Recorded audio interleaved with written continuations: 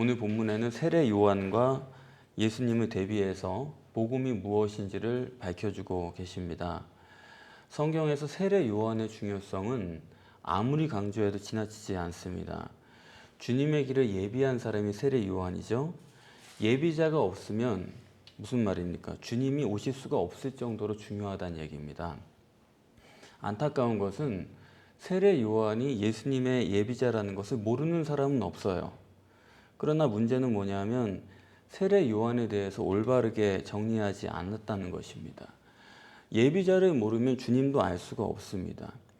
예비자를 모르면 주님을 알 수 없도록 한 것이 하나님의 섭리라는 점을 우리가 알아야 됩니다. 요한복음 17장 3절에서 우리의 영생은 믿음의 문제라고 하시지 않고 유일하신 참 하나님과 그의 보내신 자 예수 그리스도를 아는 것이라고 하셨습니다. 따라서 예수 그리스도를 알아야 되겠는데 세례 요한을 모르는 사람은 예수를 알 수가 없게 되어 있어요. 세례 요한을 모르는 사람은 영생이 없다는 것이 성경에 전혀 모순된 말씀이 아닙니다. 그렇기 때문에 세례 요한에 대한 강조는 우리가 감지할 수가 있죠. 성경은 얼마나 강조되어 있겠습니까? 그게 어느 정도냐? 주의 길을 예비한 그 세례를 행할 뿐만 아니라 예수님 자신이 세례 요한에게 가서 세례를 받으셨습니다. 그리고 공생의 사역 중간에는 요한의 제자들과 예수님 제자들 간의 금식 논쟁이 있습니다. 그리고 오늘 본문에 또 여전히 세례 요한의 얘기를 하고 계십니다. 그리고 나중에 가면 변화산 사건이 있는데 아주 중요한 사건이죠.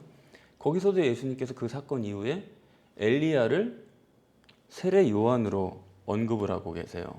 그러니까 예수님이 공생의 중요한 사건마다마다 늘 세례 요한과 동행하면서 말씀하신 것을 알 수가 있습니다. 그렇게 중요한 겁니다. 마지막에 예루살렘에 입성하실 때도 이제 공생에게 다 끝날 때 아닙니까? 공생에 마칠 때인데도 불구하고 세례 요한의 얘기 또 해요.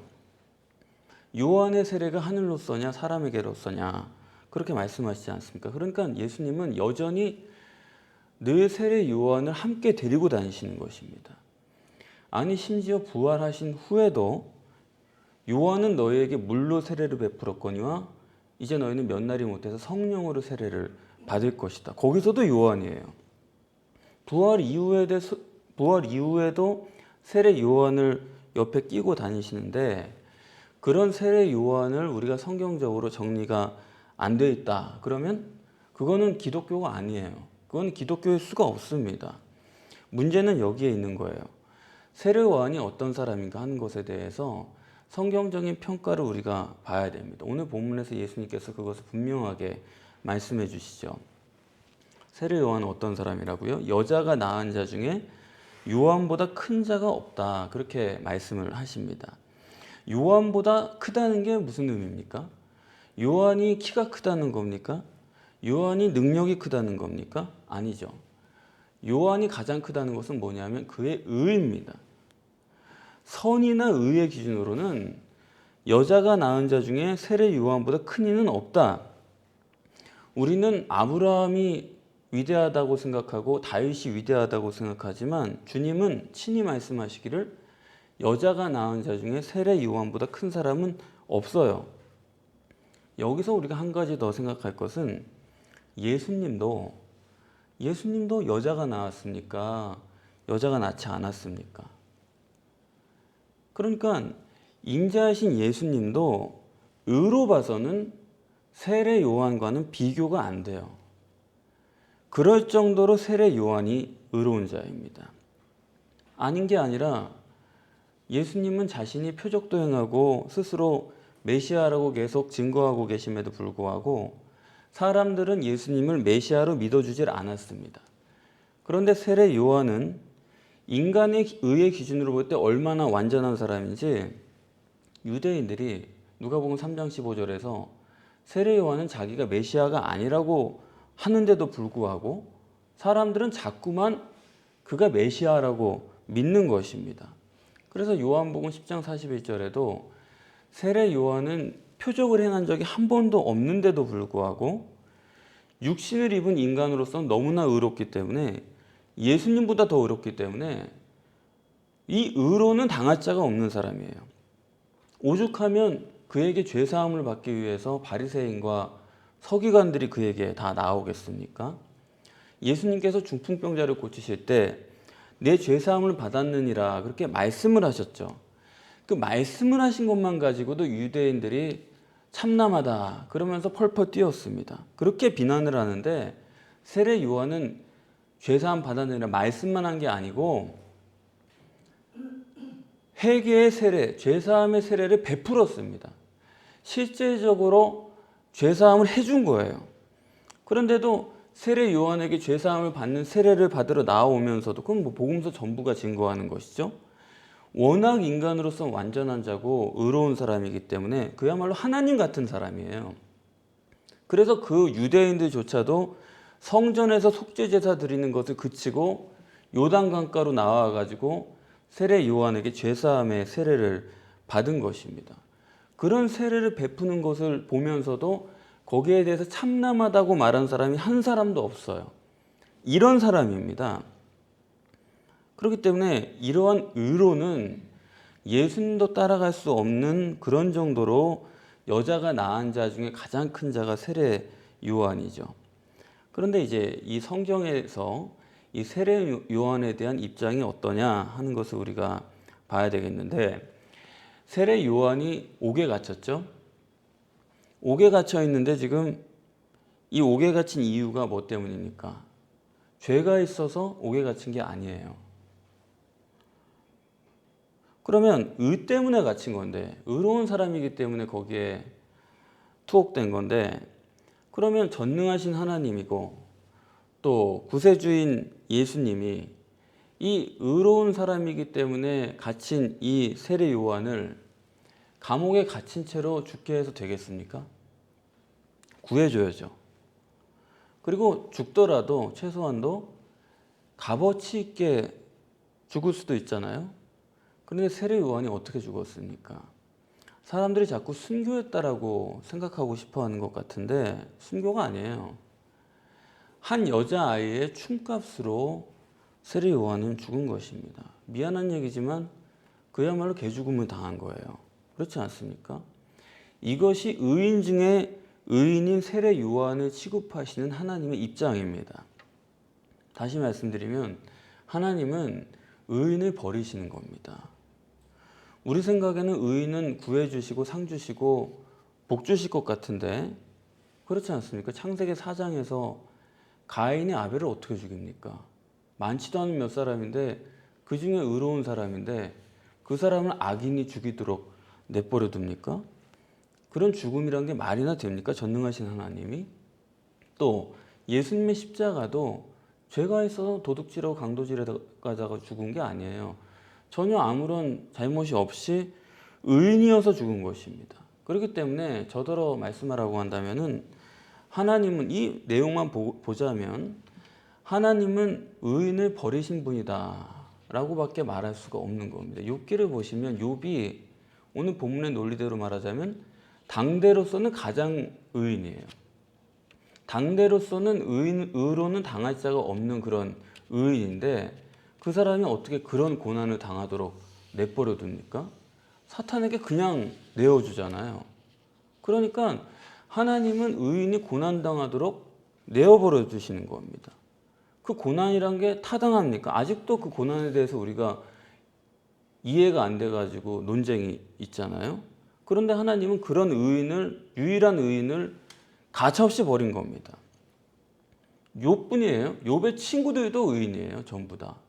그런데 나중 보면 그 욥의 친구들도 아니라고 하시지 않습니까? 왜 그러실까요? 이 점이 오늘 본문을 우리가 바로 볼 수 있는 눈입니다. 3절에 세례 요한이 예수님께 질문을 했죠. 오실 그이가 당신입니까? 아니면 우리가 다른 이를 기다리오리까? 사람들을 보내서 질문을 했는데 세례 요한은 예수님의 메시아됨을 최초로 증거한 사람이죠. 예수님의 그 메시아를 예비한 사람이고 예수님을 만나서 그가 메시아다라고 사람들에게 알린 사람입니다.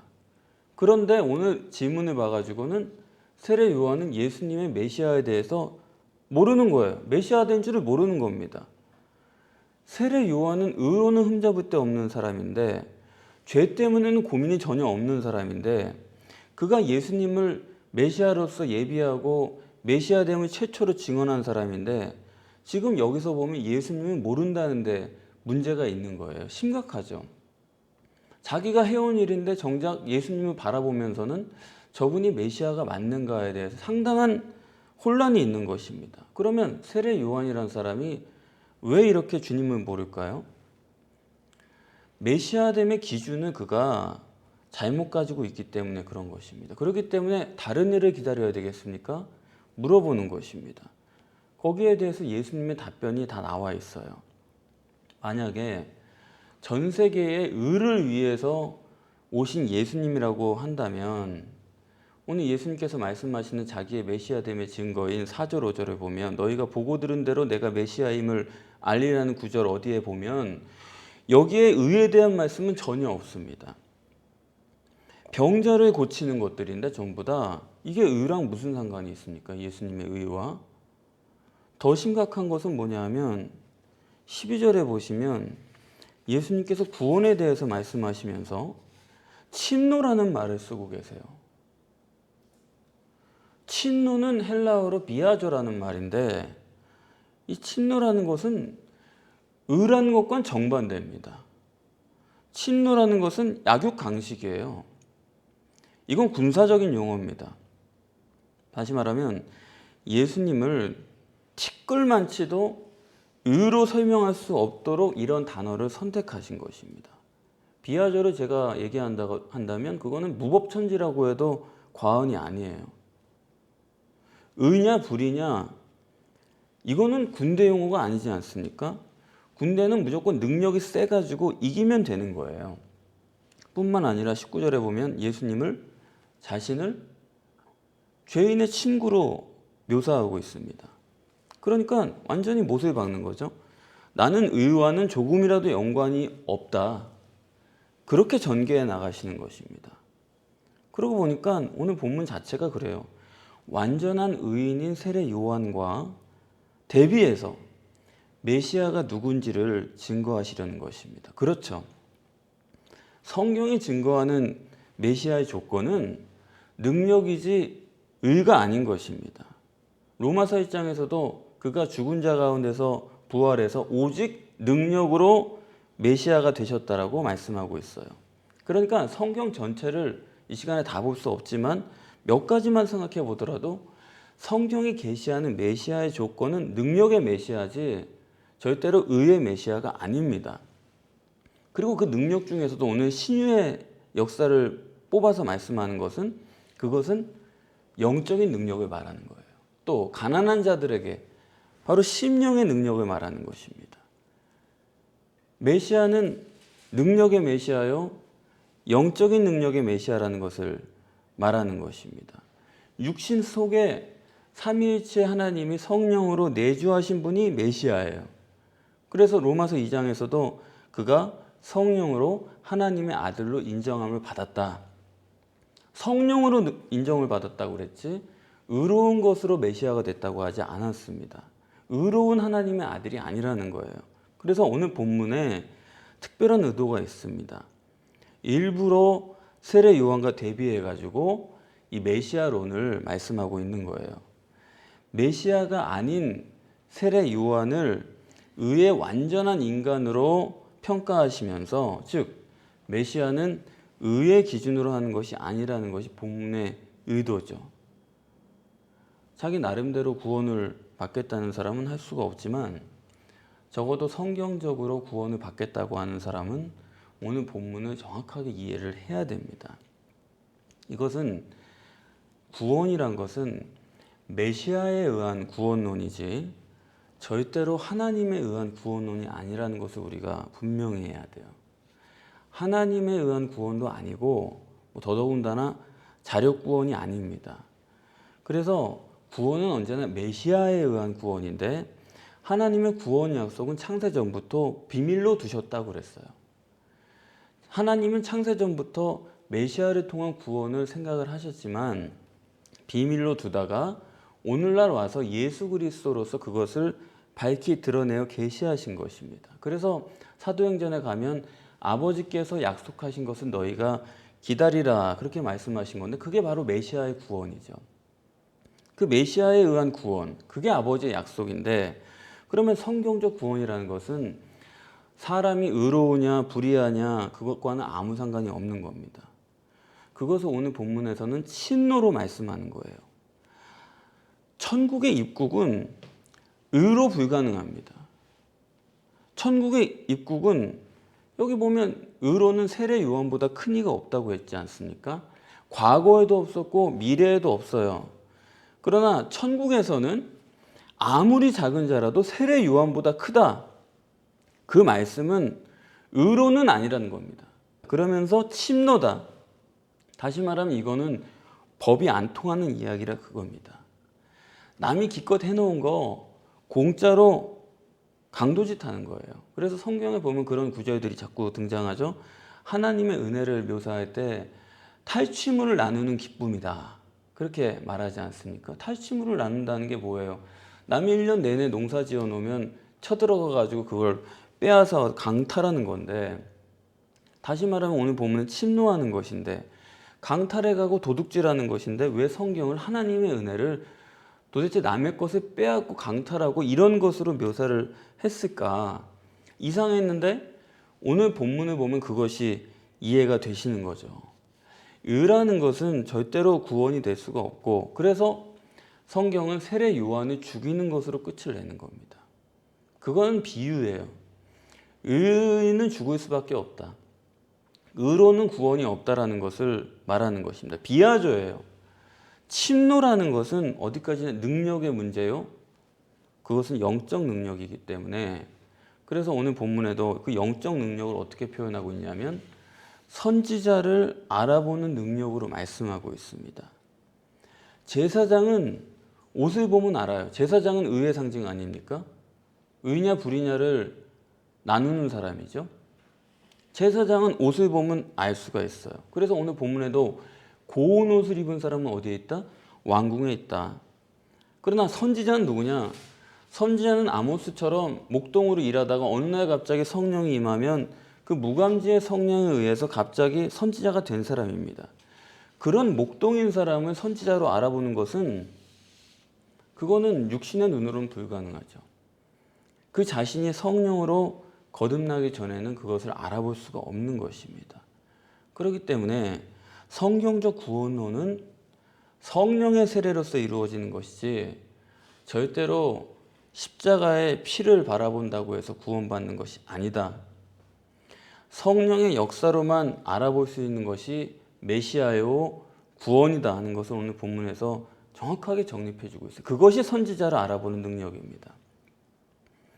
이렇게 성령이 내주하시면 구원을 받게 되는 것인데 그러면 성령으로 구원하는 거니까 성령만 받으면 충분한데 왜 하나님께서는 그냥 성령을 곧바로 보내주시지 않고 왜 메시아에 의한 구원으로서 애초에 설정을 하시고 약속을 하셨나? 이 점이 가장 어려운 것인데요. 이것에 대해서는 다음 시간에 봐야 될 것 같습니다.